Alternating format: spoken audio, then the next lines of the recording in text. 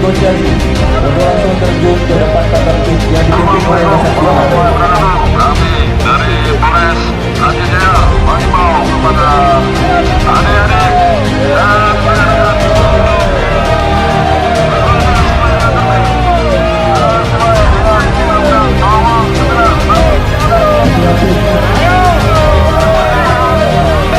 Diego bersama ketua klub mencoba melakukan upaya menenangkan masa pengunjuk rasa yang hadir.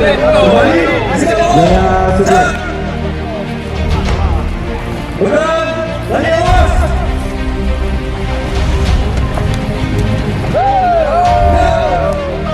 Melakukan upaya menenangkan situasi di tempat yang lebih aman serta memerintahkan tim negosiator melakukan upaya menarik diri ke tempat yang lebih aman.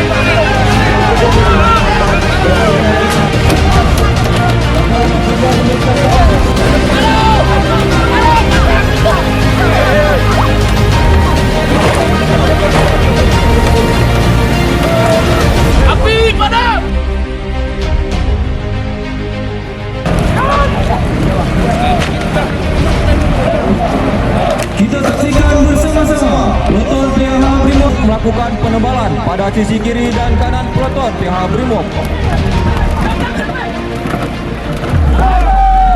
Pimpinan sini melakukan himbauan kepada pengunjuk rasa agar tetap menyampaikan